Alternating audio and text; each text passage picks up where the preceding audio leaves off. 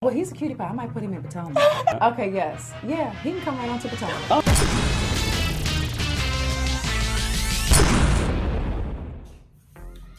What's up, y'all? It's your boy Richie Scott. We're back with another video. I want to thank you guys so much for tuning in to the channel. Listen, if you haven't done so, make sure you guys hit that subscribe button down below. Hit the notification bell button so that you can be clued into when we drop new content right here on this channel. Now, with that being said, Sky Squad, we in the building. Thank you guys so much for always supporting me. But now we got to talk about Real Housewives of Potomac. We got some word from the executives about what this season is looking like compared to last season. We also got some Karen and Ashley versus Candiace news, okay? And then we got to talk about Miss Katie Rost. She's back in the news, and I don't know if it's good or bad news, but you guys will be the judge of that. Now let's get started with what the executives had to say. Now listen, I'm gonna go ahead and be honest with you guys. This was a whole podcast interview, okay, over at Bravo Daily Dish. I felt like it was about an hour and 30 minutes, and I honestly couldn't listen to it all. So I just had to give you guys the excerpt, okay? I had to give you the excerpt that they placed on the YouTube. Now, this is what they are saying about this season compared to last season, okay? They said this: the Michael Darby situation, that's really shocking. Yeah, that's like a 3 out of 10 though compared to what comes up this coming season. Now, this is a Bravo executive talking about Real Housewives of Potomac.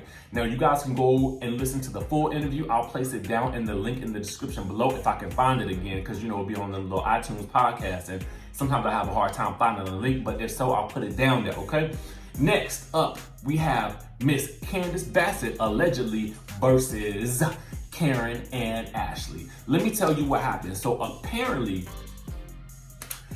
down at the holiday party last weekend, where the one where Robin and Juan got engaged, and he gave her the pink morganite ring for, you know, their second engagement or whatever.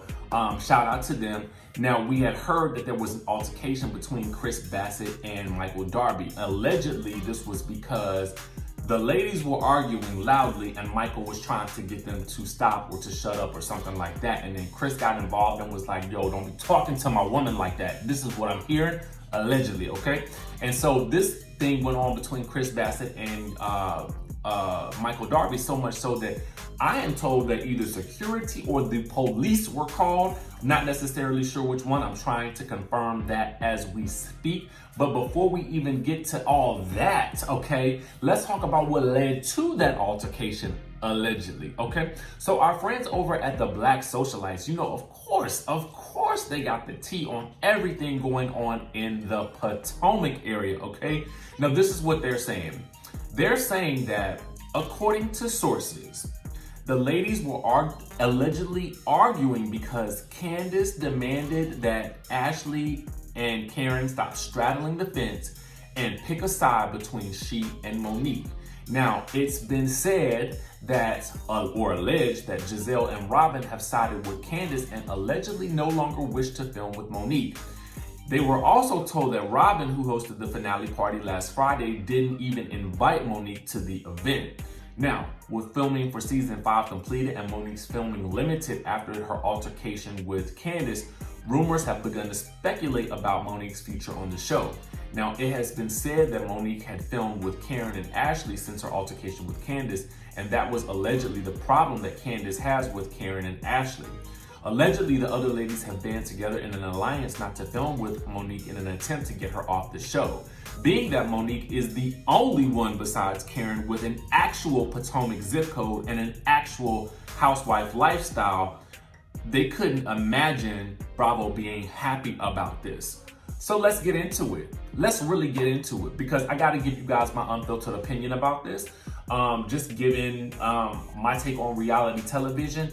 I do not like when cast members, either behind the scenes or in front of the scenes, band together to try to isolate or ice out a specific character. To me, that tells me that you are that threatened by this other person that you feel like you need to get them off of the show. Now, threatened meaning that you feel threatened by them physically or by their actual persona.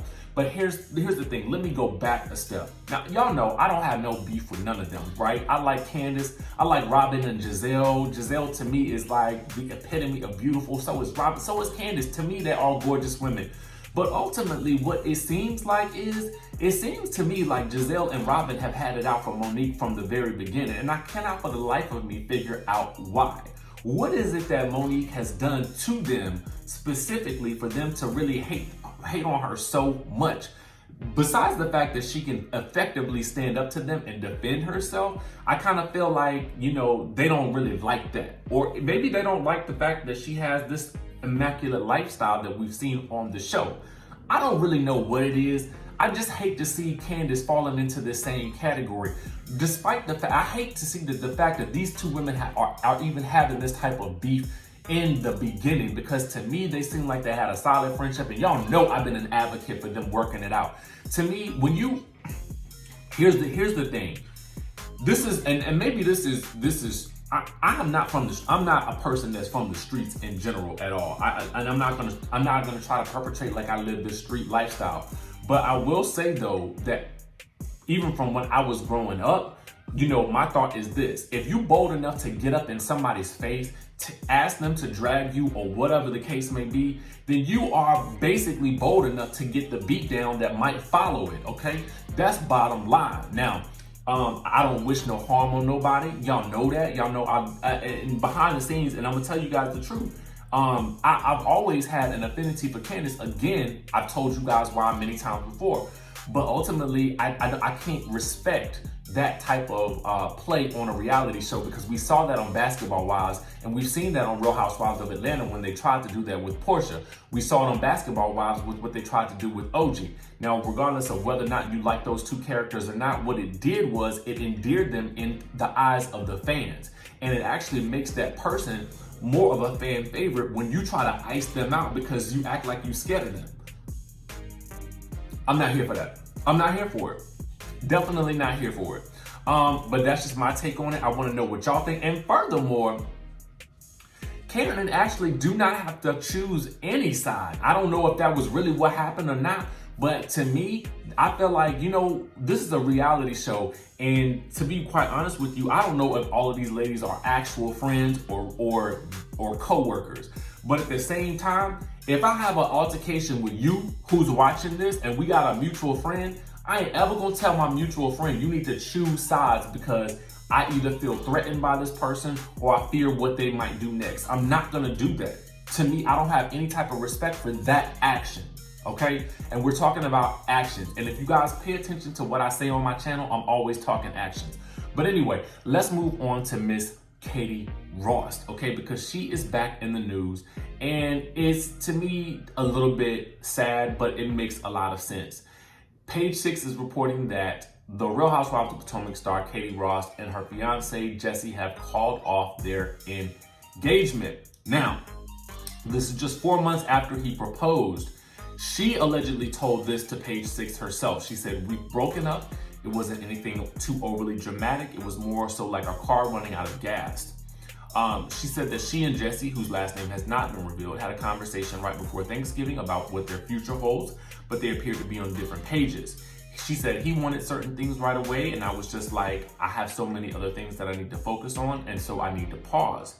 Now, you guys know that Katie is embroiled in a contentious legal battle with her ex-husband, Dr. James Orsini, over the custody of their 3 children, a son named James Rocco, and twin daughters, Renee and Catherine. Now, Ross said in the new year she may finally make some headway in the case, and so part of her decision to break things off with Jesse was so she could move back to the East Coast to be near her kids, since she'd been living with Jesse in LA. She says, "I have the appeal that apparently they're going to read it finally in January. It's taken so long, but I feel like I just need to be here closer and be able to do whatever I have to do next with that." Now, she said that Jesse was more focused on wanting to start his own family with her, and she told him, "I have to deal with the children I already have." She said, "I can't do that again, so I needed to just wait." She added that she's also focused on her writing projects. "I just don't know if I want to go into straight up wife mode right now." Now, although the split was her decision and she claims Jesse didn't want her to leave, she said that the exes are still on friendly terms. However, she's giving herself some space from the relationship and they're not in direct contact.